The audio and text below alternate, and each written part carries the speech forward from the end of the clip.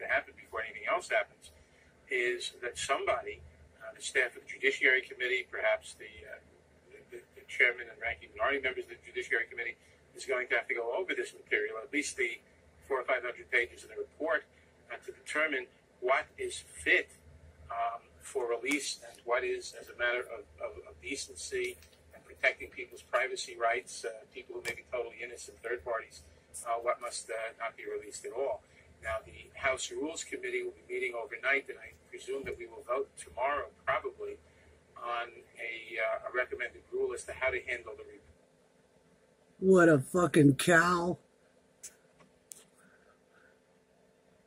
This is salacious material, all kinds of material that it would be unfair to release. So I assume what's going to have to happen before anything else happens is that somebody, the staff of the Judiciary Committee, perhaps the chairman and ranking minority members of the Judiciary Committee, is going to have to go over this material, at least the 400 or 500 pages of the report, to determine what is fit for release and what is, as a matter of decency and protecting people's privacy rights, people who may be totally innocent, third parties, what must not be released at all. Now, the House Rules Committee will be meeting overnight, and I presume that we will vote tomorrow. Will the gentleman explain his objection? Yeah, I want it read. I want it read, too. Okay. Well, you want the resolution read? Very well. The clerk will read the resolution. The clerk will read the amendment and the nature of the substitute. Amendment in the nature of a substitute to a resolution offered by Mr. Nadler. Strike all after the resolving clause and insert the following. That upon the adoption of this resolution, the chairman of the Committee on the Judiciary is authorized to issue subpoenas for documents and testimony relating to the following.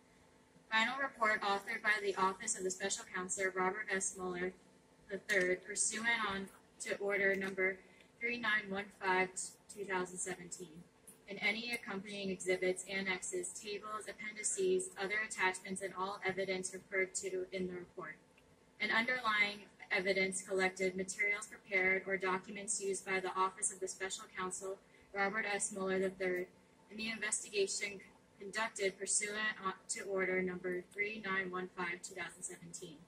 In addition, the chairman, at his discretion and as he determines necessary, is authorized to issue subpoenas for documents and testimony to the following individuals or to agents who may have received documents from the White House relevant to the investigation on Special Counsel Robert S. Mueller III. You're busted, you fucking piece of shit. Order Number 3915/2017. Power grab. Thereby affecting a waiver of potential applicable privileges.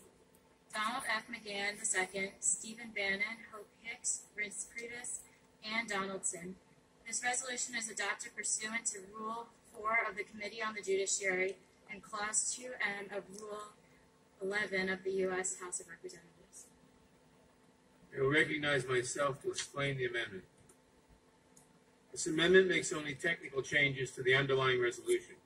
I would like to use my time to elaborate on the point made in my opening statement, that there is ample precedent from other investigations involving allegations of wrongdoing by the President or the Judiciary Committee to receive not just the full report, but all of the underlying evidence, including grand jury materials.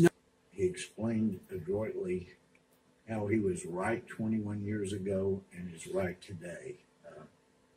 Just a work of beauty in that argument. As Chairman said, 21 years ago, we should always remember this is a prosecutor's report. By its nature, it's one-sided. Also said it was salacious material, all kinds of material that it would be unfair to release. I would point out the gentleman didn't know exactly what all the material was at that time, and we don't know at this time either. In a February 1999 New York Times article, our current chairman called the Starr Report impeachment efforts a, quote, partisan coup d'etat, unquote. What has gone on in this country did absolutely, unequivocally, no doubt about it, involve collusion of people at the highest level with a foreign entity to try to bring down a candidate and then bring down a sitting president. That was collusion between top FBI officials, justice officials, Congress. a former MI6 intelligence officer who has been discredited by those same justice officials, FBI officials, that they colluded with him to try to bring down a candidate and now a sitting president. Enough is enough. No shit. At some point, we've got to say what will be written in the annals of history of this country as an outrageous attempt at a real coup d'etat. Yeah. It was unsuccessful. The truth came out about who really colluded with foreign agents. And by the way, they did involve the Democrats' campaign and a foreign agent who was colluding with some of Putin's agents in all likelihood, as he was not even in Russia. And some of the Congress, Adam Schiff. To Russian agents in his efforts to help the Clinton John campaign McCain and top justice officials bring down Mitt a sitting Romney. president. And for us to continue this outrageous Nadler. assault Schumer. in the office of president, even after the truth has come out that there was no conspiracy by the Trump campaign or President Trump or anybody in his family with Russia, and to continue to push, we're still going to make a big deal out of this. We can't stand the fact that the facts show it was the Democrats that colluded with foreign agents to try to change the outcome of the election. Enough is enough, for heaven's sake. Let's please move on. There was a time when I loved and appreciated the current chairman's desire to protect privacy rights. I saw that dramatically eroded during the Obama administration, but I am still hoping and praying that our now chairman's once great desire to protect privacy rights and to try to hold back the bounds of what Orwell described as happening now. Obviously, the only thing he got wrong was the year, because we've seen what the Obama administration did with those Orwellian abilities to spy on American citizens. It's time to go back and clean up the mess that's been made over years of abuse. And this subpoena, the subpoenas, is not what we need to be voting for. Unfortunately, as we saw in the first quarter of this committee, we're starting the second quarter of this committee off in the same vein, and that is desperately searching for something on the president. When we understand this, then we begin to look. Because instead of dealing with issues that this committee is authorized and should be dealing with, we're moving on to subpoenas, and that for several reasons I cannot support. The first, the subpoena for the Mueller report, its underlying evidence, commands the Attorney General to do really what the unthinkable is. Remember, this is something to remind folks. The Starr report and the Mueller investigation were not under the same authorization. That's right. We keep conflating that around here. They were not. And this is why we need to understand Congress didn't appoint Mueller. What we're now saying is we're going to break and asking the Attorney General to break his regulations, to break the law. The Attorney General's entire mandate is to enforce the law, and is expressly forbidden from providing grand jury outside the department in a very limited and narrow exceptions. Congress is not one of the exceptions, and the chairman knows it. And I would disagree with his characterization. I respect my chairman, but I disagree with his characterization of the Starr report, because they're under different regulations. They were put out and set out, but when it came to grand jury material, it was material that by law and must be kept secret. It's grand jury material. It represents statements that which may or may not be true by various witnesses. I wish many would understand that. Salacious material, all kinds of material that would be unfair to release. Those are not Doug Collins' words. Those are my chairman's words. This was at a time in which this is not a new idea.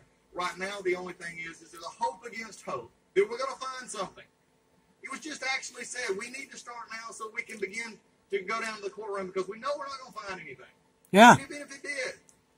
And I love the comment just a moment ago that there may be, and I love how we do it, may be things in there that is not for up to the Attorney General to decide right or wrong. It was not. It was Mueller's investigation that the Attorney General passed on. Here's what we found. This is the problem we're seeing right now. But you know something? A different political landscape compels the chairman to adopt new standards of fairness, ignoring existing law and demanding material he once considered unfair to be released. As much as the chairman now may want to view this material, it is fundamental underpinning of our justice system and the law we cannot. In the face of laws and rules he finds inconvenient, the chairman demands our nation's top law enforcement officer to break the rules and the regulations and the law. This is reckless, it's irresponsible, and it's disingenuous.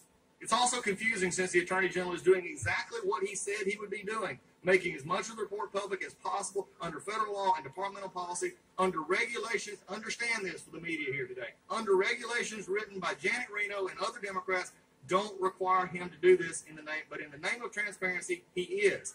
He may even furnish us the report as early as next week, yet the chairman plows ahead. What's the rush?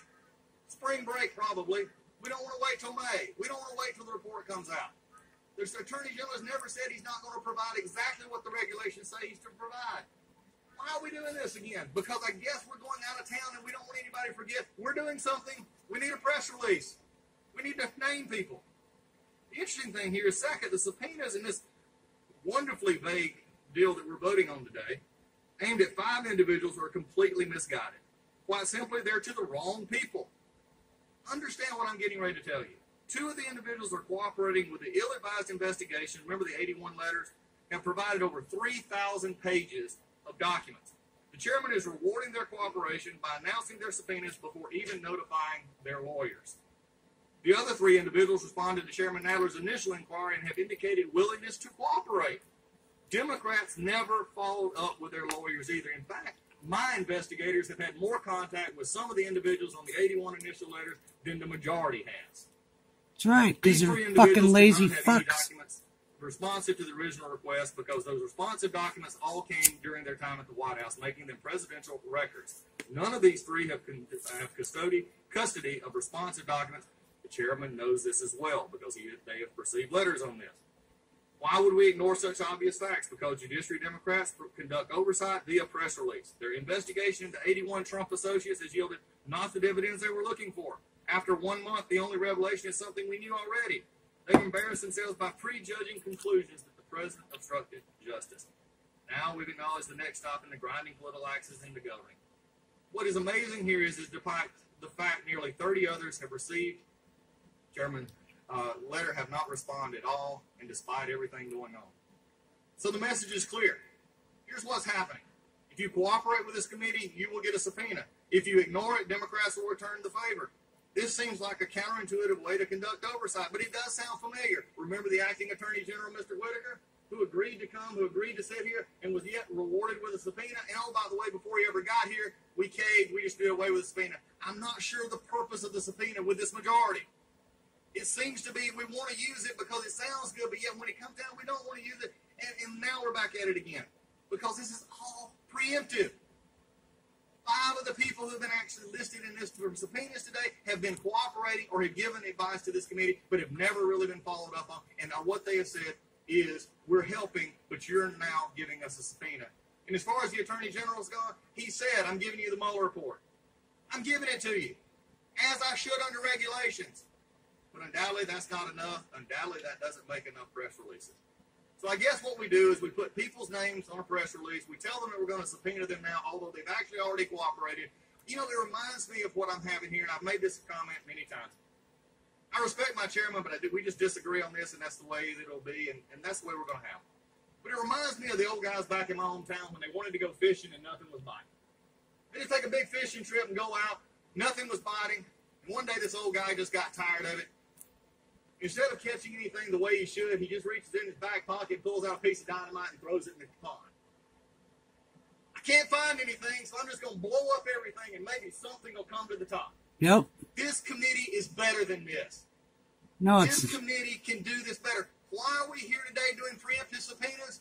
Because we're going to be out for a while. We're not going to be here for a while, and we need to keep the story rolling. The story rolling is there's some innuendo, there's some possibilities that may be in this report, but we can't wait to see it. Unfortunately, what will happen, my friends, is this. Christmas will come again. They opened a present that they thought early nothing was there. Now they're dying to open another present. At the end of the day, this president and what the report of the Mueller conviction said was no collusion. There's no obstruction. And when we understand that, when we move forward with that, if we can't get what we want, we'll try and try again. Maybe that's the new theme of this committee. The little train that kept looking for something that says, I'll try, and I'll try, and I'll try. But at the end of the day, the president's still the president, the economy is still moving forward, the regulations that we put in place are there, and at this point in time, the Attorney General, although he has been smeared repeatedly, is doing exactly what the regulation says. And for that, congratulations, Mr. Attorney General. Just ask the fundamental question, why are we here? Seems to me we're here because the Mueller report wasn't what the Democrats thought it was going to be. In fact, it was just the opposite. What did the Attorney General tell us that the principal finding of Mr. Mueller's report were? No new indictments, no sealed indictments, no collusion, no obstruction. On the question, will the gentleman yield? I only got a little bit of time because I only have a short question. You made reference to the Mueller report. Have you seen it? Because we haven't. No, I've seen the principal findings from the Attorney General. Would the gentleman yield No, for a quick question? don't yield no more. He's wasting your time, Jim. You reported that the report states that there's no obstruction. What's your basis for saying that? Did the sentence where he said they did not find obstruction? I understand the sentence you're referring to where he talks about no exoneration either, but then there are 3 paragraphs after where he points out that there was not the elements of obstruction. In fact, the letter from the Attorney General referencing the special counsel report said no new indictments, no sealed indictments, no collusion, and as I just pointed out, did not find obstruction. On the question of collusion, it was very clear. He said there were multiple opportunities for people associated with the Trump campaign to collude, and they didn't. So multiple times where the forbidden fruit was placed in front of them and they didn't bite.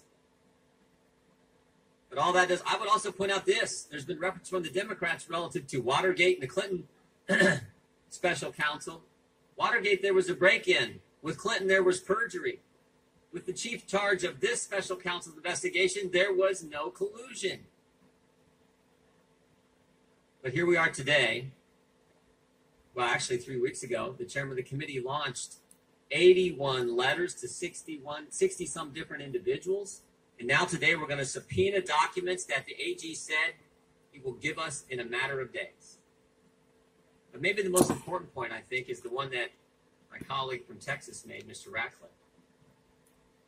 The idea that the chairman of the Intelligence Committee said he wants everything made public, including classified information, and the idea that the chair of the Judiciary Committee, the House Judiciary Committee, said this week that he wants everything made public, including grand jury material, that's maybe the scariest thing of all. Yeah, no shit. So the Attorney General has said he's going to turn this over in a matter of days.